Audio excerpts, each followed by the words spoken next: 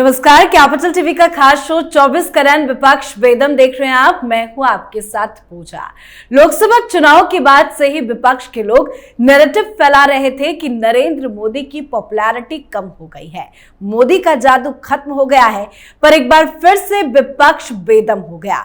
Morning consult की ताजा rating में प्रधानमंत्री मोदी 70% रेटिंग के साथ सबसे ऊपर है। पीएम मोदी का दबदबा कायम है। पर विपक्ष को देखिए, विपक्षी पार्टियां ना हार से सीख लेती है ना जीत से सबक, लेकिन बीजेपी वो पार्टी है जो हर एक जीत से सबक लेती है। और जो उम्मीद बीजेपी को इस बार के लोकसभा चुनाव में थी, वो उम्मीद पूरी नहीं हुई। सीटें कम आई, उसको लेकर अब मंथन का दौर भी शुरू हो चुका है। उत्तर प्रदेश के साथ साथ कई और राज्यों में बीजेपी को कई सीटों का नुकसान हुआ, जिसकी वजह से बीजेपी बहुमत के आंकड़े को छू नहीं पाई, जिसको लेकर बैठकें हो रही है। खबर यह भी है कि आरएसएस की समन्वय बैठक अगले महीने होने वाली है। इस बैठक में बीजेपी की हार को लेकर मंथन हो सकता है। बीजेपी में मंथन तो आगे किस बात पर होगा चिंतन, बताएंगे आपको। मेरे साथ स्टूडियो में मौजूद हैं कैपिटल टीवी के editor in chief doctor Manish Kumar और एग्जीक्यूटिव एडिटर राजीव जी। सर, आप दोनों का बहुत बहुत स्वागत है। धन्यवाद। हार को लेकर बीजेपी में क्या कुछ मंथन चल रहा है, क्या रणनीति बनाई जाएगी, उसको समझेंगे। लेकिन ये जो राहुल गांधी के ननिहाल से नरेंद्र मोदी की तस्वीरें आ रही है, उससे विपक्ष कितना परेशान हो रहा है? देखिए क्या विडंबना है। प्रधानमंत्री मोदी इटली गए हैं। इटली जाना चाहिए था किसी और को।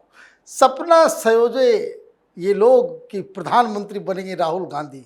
मैं तो इमेजिन भी नहीं कर पाता हूं कि अगर इस तरह की चीज़ों में अगर राहुल गांधी को भेज दिया जाए तो पता नहीं देश का वो क्या मजाक उड़वाएंगे, कहाँ क्या बोल देंगे, क्या नहीं बोलना चाहिए वो उनके मुंह से निकल जाए, पता नहीं क्या हो जाए। लेकिन जयराम रमेश की जो पीड़ा थी उसका आज निदान हो गया। कल उन्होंने बाकायदा ट्वीट किया था कि प्रधानमंत्री मोदी कमजोर हो गए, उनकी साख खत्म हो गई है। वो जा तो रहे हैं लेकिन वहां पे केंद्र कमेटी ऑफ लीडर्स उनकी जो है, उनका जो भाव जो है वो कम हो जाएगा। आप ये सपना रहे थे। जिस तरह से मोदी मोदी के नारे लग रहे हैं, जिस तरीके से पोप किस हिसाब से वो बातचीत करे, तस्वीरें आ रही है। सारे लोग प्रधानमंत्री मोदी से मिलना और मजबूती के साथ तीसरी बार वो चुन के जा रहे हैं। आप लोगों ने सारा काम तो कर दिया, लेकिन ये बात आप भूल गए कि आप सीटें कुछ आगे पीछे कर लो, वो अलग कहानी है। प्रधानमंत्री मोदी की पॉपुलैरिटी के ऊपर सवाल खड़ा करोगे तो ये तो बिल्कुल ही अलग कहानी है। आप कुछ जगहों पे सीटें जीते हो, उसके कारण कई सारे हैं। उम्मीदवार है, वेदर है, वोट परसेंटेज, लोग घर से बाहर नहीं निकले, एन नंबर ऑफ रीजंस। लेकिन अगर आप ये कंक्लूड करने लग जाओगे कि प्रधानमंत्री मोदी की पॉपुलैरिटी में कमी आ गई है, तब आप बिल्कुल ही गलत निष्कर्ष पे आप पहुंचे हो। तो आप देखिए, सोनिया गांधी इटली का दर्शन करें घर में बैठ के टेलीविजन चैनल के ऊपर कि कैसे प्रधानमंत्री मोदी जो है इनके ननिहाल में जाकर के हिंदुस्तान का पताका जो है लहरा रहे हैं। बिल्कुल। और जो पॉपुलैरिटी कम को लेकर सवाल खड़े कर रहे थे, वो मॉर्निंग कंसल्ट की रेटिंग को भी देख सकते हैं। लेकिन अभी बीजेपी में क्या चल रहा है, हार को लेकर क्या मंथन? देखिए, भारतीय जनता पार्टी तो हमेशा एक्टिव मोड में रहने वाली पार्टी है। जितने सर्वे आए थे इंटरनल और फिर एजेंसियों के माध्यम से जो सर्वे आए थे चुनाव से पहले, वो पीएम मोदी वर्सेस ऑल के सर्वे थे। और हर सर्वे में ऐसे ही रिपोर्ट आ रही थी कि पीएम मोदी की पॉपुलैरिटी पहले से ज्यादा बढ़ी है, उसमें कोई परिवर्तन निगेटिव नहीं आया है। भारतीय जनता पार्टी को भी लगा और उन्होंने स्थानीय स्तर पर कुछ चूक कर दी। जैसे टिकट बंटवारे को लेकर भी अलग अलग जगहों पर नेताओं के साथ बैठक इसलिए हो रही है कि टिकट बंटवारे में हम लोग कहां चूक गए। क्या प्रत्याशी को लेकर एंटी इनकम्बेंसी, पार्टी को लेकर एंटी इनकम्बेंसी और प्रधानमंत्री को लेकर एंटी इनकम्बेंसी, इन तीनों का तुलना किया जाना चाहिए। क्योंकि पीएम मोदी की पॉपुलैरिटी में तो कमी नहीं आई, लेकिन स्थानीय स्तर पर कई ऐसी सीटें हैं जहां पर लोगों ने इस बार केंद्र को देखकर वोटिंग नहीं किया। वहां पर वोटिंग जो हुई है स्थानीय नेताओं के आधार पर हुई है। रीजनल पार्टियों को इतनी सीटें मिलना इसके ओर इशारा करता है कि इस बार जो चुनाव हो रहा था वो सिर्फ और सिर्फ ये देखते हुए नहीं कि केंद्र की सत्ता में कौन बैठेगा। जो भोले भाले लोगों को इन लोगों ने बरगलाया, और वो प्रधानमंत्री तो देखना चाहते हैं मोदी को ही, लेकिन फिर भी वोट देने के संदर्भ में उनके दिमाग में इतना कंफ्यूजन आ गया कि स्थानीय जो हमारे उम्मीदवार हैं उसमें से किसको चुनना चाहिए। फिर उसके बाद यह भी लगा कि अभी भारतीय जनता पार्टी तो मैक्सिमम सीटें जीतकर ले आने वाली है। अगर एक सीट पर कुछ वोट कम हो गए या एक सीट पर हार ही हो गई तो क्या फर्क पड़ेगा। ये सारे नैरेटिव क्रिएट हुए हैं और अभी के मंथन में अभी के जो भारतीय जनता पार्टी ने इन चीजों पर भी विचार किया। लेकिन दूसरी बात, अभी अलग अलग जगह पर भाजपा की मीटिंग चल रही है, योगी आदित्यनाथ भी मीटिंग कर रहे हैं और 60 ऐसे नेताओं को बुलाया गया जिनके क्षेत्र में हार का सामना करना पड़ा है। उनसे भी फीडबैक लिया जा रहा है कि आगे की रणनीति हमारी क्या होनी चाहिए। अलग अलग स्टेट में, जैसे उत्तर प्रदेश में है, ये असेंबली सेगमेंट वाइज भी देखा जा रहा है कि किस असेंबली में हमें हार का सामना करना पड़ा। अगर असेंबली में हम कुछ और ज्यादा वोट ले आते तो उसके बाद उसको मेकअप कर लिया जाता।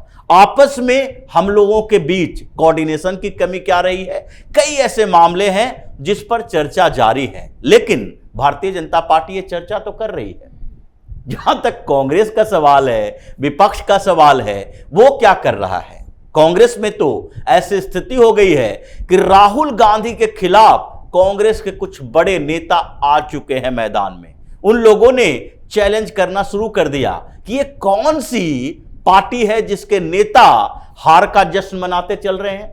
हर जगह ये बात करते हुए चल रहे हैं कि हमने तो बहुत बड़ा फतह हासिल कर लिया।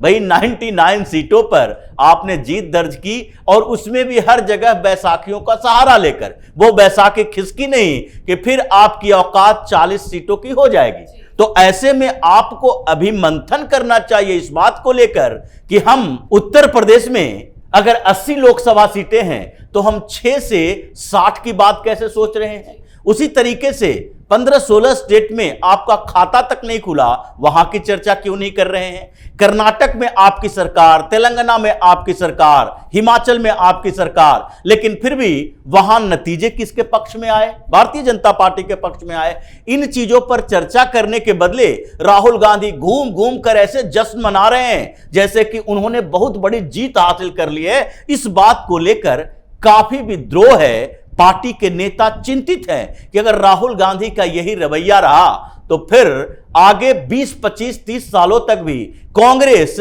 150 सीटों का आंकड़ा पार नहीं कर पाएगी। धीरे धीरे खिसकते हुए फिर से ये 2014-2019 वाली स्थिति में तो राहुल गांधी के बिहेवियर को लेकर क्या कांग्रेस पार्टी में अभी बड़ी फूट होना बाकी है? बिल्कुल हो रहा है। और हर स्टेट में देखिए, कर्नाटक में देखिए, हिमाचल प्रदेश में देखिए, तेलंगाना में भी गुटबाजी चल रही है। और उन स्टेट की बात तो छोड़ ही दीजिए जहां पर राहुल गांधी क्या कोई भी गया फिर भी वहां पर एक सीट भी हासिल नहीं हुआ। मध्य प्रदेश के कांग्रेस के नेता क्या करेंगे?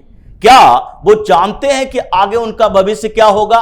ये स्थितियां कांग्रेस के अंदर चल रही है क्योंकि ये लोग स्वीकार ही नहीं कर पा रहे हैं। बेसिकली राहुल गांधी ये स्वीकार नहीं कर पा रहे हैं कि इस चुनाव में सबसे बड़ी हार जो हुई है वो राहुल गांधी की कांग्रेस की हुई है। बिल्कुल सर, अगर बात करें उत्तर प्रदेश की, जहां सबसे ज्यादा डिसअपॉइंटिंग हुआ है नतीजों को लेकर, जो उम्मीद की जा रही थी बिल्कुल उम्मीद से परे, और खबर है कि कल मोहन भागवत और योगी आदित्यनाथ के बीच में मुलाकात होनी है। ये मुलाकात कितना इंपॉर्टेंट? देखिए, बहुत ही ज्यादा इंपॉर्टेंट है। ऐसे वक्त पे ये मुलाकात हो रही है जब पूरी मीडिया में ये चर्चा हो रही है कि बीजेपी अलग, ये अलग, वो अलग, आपस में भिड़ गए, सब कुछ हो गया।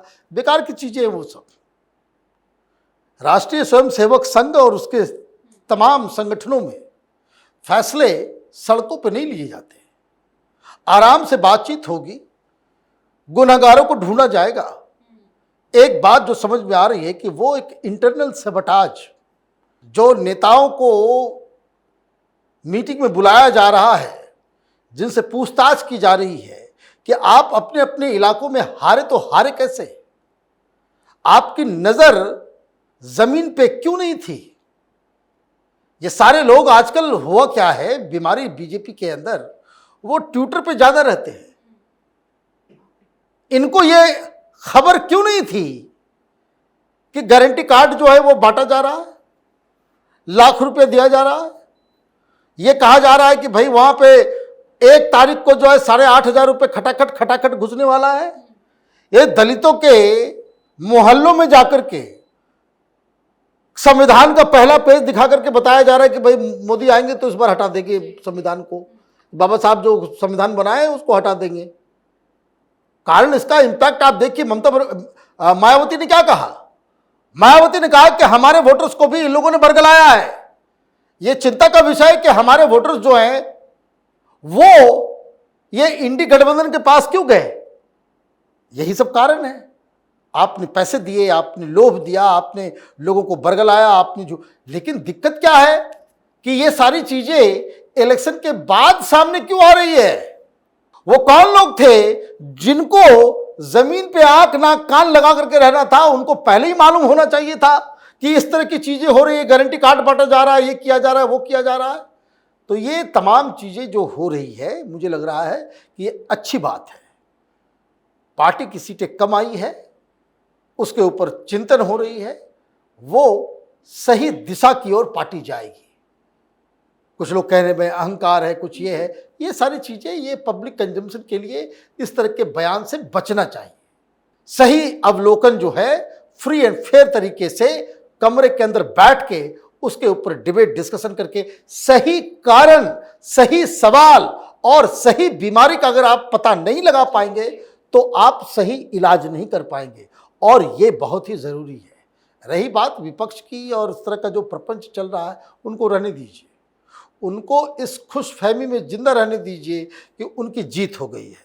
भगवान करे इसी तरीके से ये जीतते रहें और विपक्ष में बैठते रहें, और भारतीय जनता पार्टी जो है वो मातम मनाते रहे और सरकार बनाती रहे, कोई दिक्कत नहीं है। बिल्कुल। और सर खबर ये भी है कि आरएसएस स्वयंसेवक की एक बड़ी मीटिंग समन्वय समिति की पलक्कड़ में होनी है। उसमें क्या रणनीति बनाई जाएगी, और ये विपक्षी पार्टियों ने, खास करके कांग्रेस पार्टी ने झूठ के सहारे जिस तरह से प्रचार किया, भले वो उनकी स्ट्रैटेजी रही हो, लेकिन उसका नुकसान बीजेपी को हुआ है। क्या उसको लेकर भी आगे रणनीति बनाई जाएगी? देखिए, संघ अपनी बैठकें करती है और वो भारतीय जनता पार्टी के लिए एक बेस है। कितनी भी बातें की जाए कि संघ और भारतीय जनता पार्टी के बीच कोई टकराव की स्थिति है, वो संभव नहीं है। संगठन और नेता दोनों के बीच अंतर होता है। कभी भी पूरे संगठन को एक नेता के बयान, एक नेता के कुछ बोलने या उसकी प्रतिक्रिया से देखा नहीं जा सकता। इंद्रेश कुमार ने जो कहा, उसकी प्रतिक्रिया तुरंत संघ की तरफ से आ गई है कि नहीं, ऐसा नहीं कहा जाना चाहिए, क्योंकि आपने डायरेक्ट बोला कि घमंड के कारण, राम को राजनीतिकरण के कारण जो कर रहे थे वो 240 पर सिमट गए। आपने डायरेक्ट ऐसा बोला। डॉक्टर मोहन भागवत ने पिछली बार बोला था, लेकिन ये दोनों एरोगेंस की बात की थी, पॉलिटिक्स में एरोगेंस की बात की थी। उन्होंने किसी व्यक्ति के बारे में डायरेक्ट इंडिकेट नहीं किया था, लेकिन फिर भी संघ के अंदर इस बात की चर्चा हो रही है कि आपको जो भी परेशानियां लगती है वो कम से कम अपने प्लेटफॉर्म पर उठाएं, किसी दूसरे के लिए हथियार बनने की जरूरत नहीं है। आप ऐसी बातें कर देते हो जिससे कि विपक्ष को एक हथियार मिल जाता है और वो ये फूट का प्रोपेगेंडा फैलाता है, और यह लगने लगता है कि संघ और भारतीय जनता पार्टी के बीच यह संभव ही नहीं है कि भारतीय जनता पार्टी और संघ के बीच कोई टकराव हो, क्योंकि अभी भी भारतीय जनता पार्टी के अंदर 60% से ज्यादा बड़े लीडर जो हैं वो तो संघ से ही आए हैं, और फिर वो संघ में वापस भी जाते हैं। ऐसा नहीं है कि वो वापस नहीं जाते हैं। जैसे राम माधव का उदाहरण ले लीजिए, इतने दिनों तक भारतीय जनता पार्टी के लिए एक्टिवली काम किया,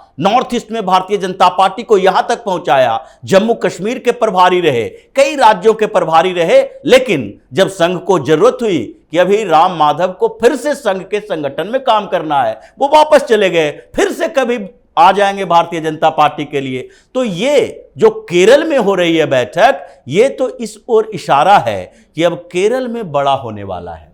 केरल में जो भारतीय जनता पार्टी का आधार बढ़ा है, सीटें जीत कर आए हैं, 2-2 मंत्री बनाए गए हैं, ये कांग्रेस और वामपंथी पार्टियों के लिए टेंशन बन चुकी है। इसलिए संघ वहां अपना आधार जो अब तक बनाए हुए था, अब भारतीय जनता पार्टी से संबल मिल गया है। इसलिए दोनों अब बेहतर तरीके से केरल में जो चल रहा है जिहाद का खेल, उसका खत्म करने की कोशिश करेंगे। बिल्कुल सर, बहुत बहुत धन्यवाद सर आप दोनों का। धन्यवाद। तो लोकसभा चुनाव के नतीजों के बाद एनडीए सरकार का गठन हो गया है, मोदी का जलवा बरकरार है, पर अब बीजेपी के अंदर हार की वजह को तलाशने की पूरी कोशिश की जाएगी और यही वजह है कि कई बैठकें हो रही है, कई बैठकें होना भी बाकी है। चुनाव के बाद पहली बार राष्ट्रीय स्वयं सेवक संघ के प्रमुख मोहन भागवत और उत्तर प्रदेश के मुख्यमंत्री योगी आदित्यनाथ की मुलाकात होने जा रही है। तो वहीं पलक्कड़ में 31 जुलाई से लेकर 2 अगस्त तक आरएसएस की समन्वय बैठक भी होगी। अमित शाह, जेपी नड्डा भी लगातार चिंतन मंथन कर रहे हैं। कम सीटें आने की वजह पर मंथन जारी है। तो इस पर आप अपनी राय कमेंट कर लिखें। देखते रहिए कैपिटल टीवी। नमस्कार।